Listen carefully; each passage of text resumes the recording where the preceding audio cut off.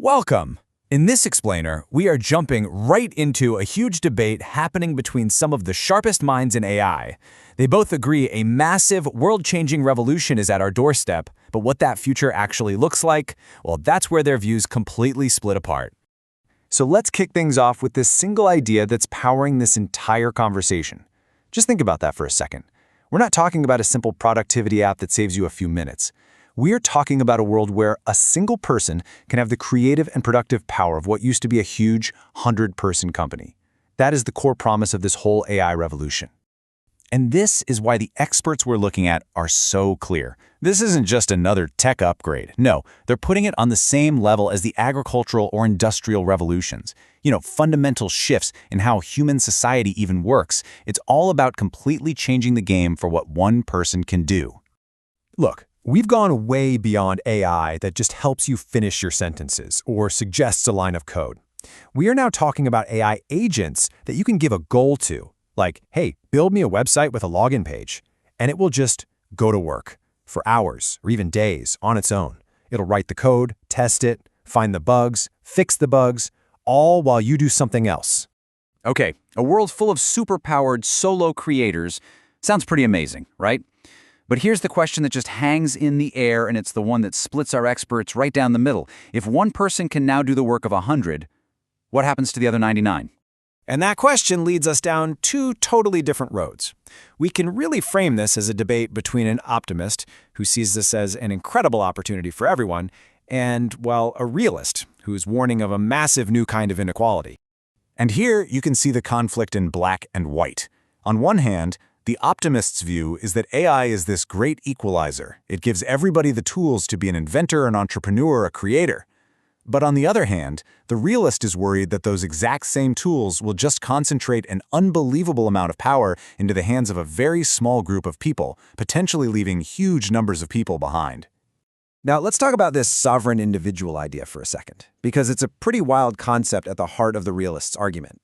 It imagines a future where a small group of super productive people becomes so valuable that they aren't tied to any one country. Instead, countries will actually compete to have them as citizens. And the flip side of that coin, the economic value and maybe the political power of the average person could start to shrink. So you've got to be asking yourself, how can two experts look at the same exact technology and see such completely different futures? Well, it turns out it all boils down to a fundamental disagreement over what AI's intelligence really is and what it could become.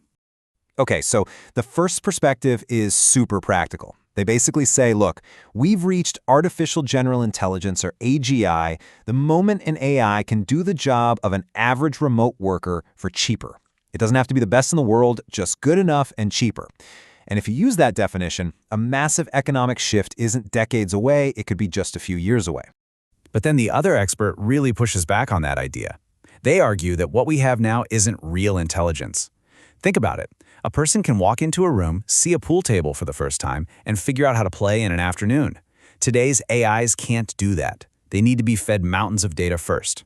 It's not actually learning like we do. It's more like a really, really sophisticated form of imitation. So that's the multi-trillion-dollar question, isn't it? Is the path we're on now going to lead us straight to true superhuman intelligence, or are we just building an incredibly impressive illusion that's totally dependent on more and more human-created data?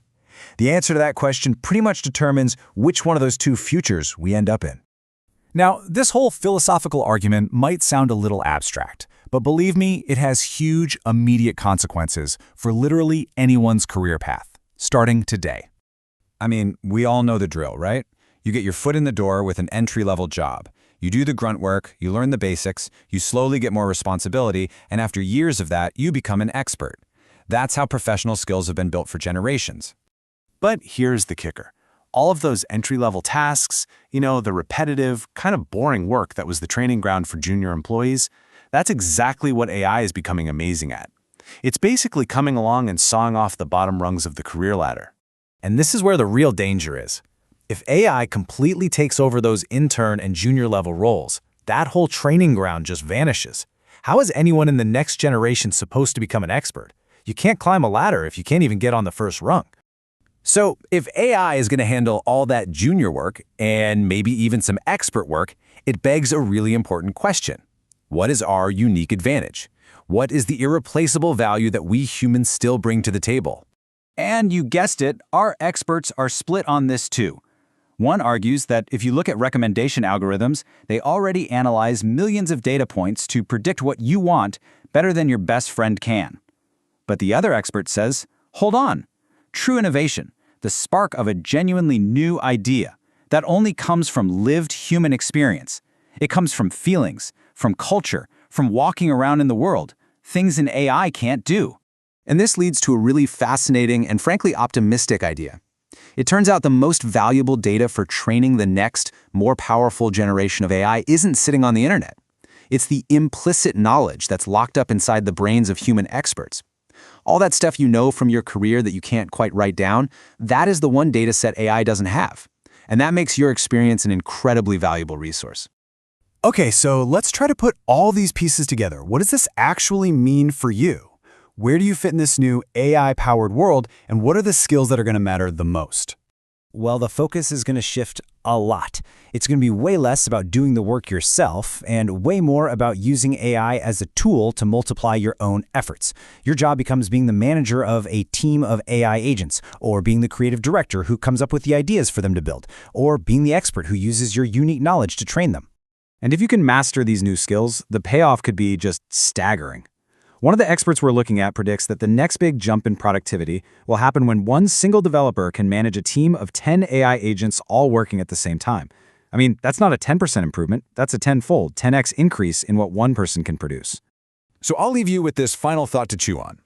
If AI gets so good that it can handle the how, the execution of almost any task you can describe, then the act of just doing things becomes cheap. It becomes a commodity. And in that world, maybe the most valuable human skill left is simply knowing what to build in the first place. It's about vision, it's about taste, and it's about a deep understanding of what people actually want and need.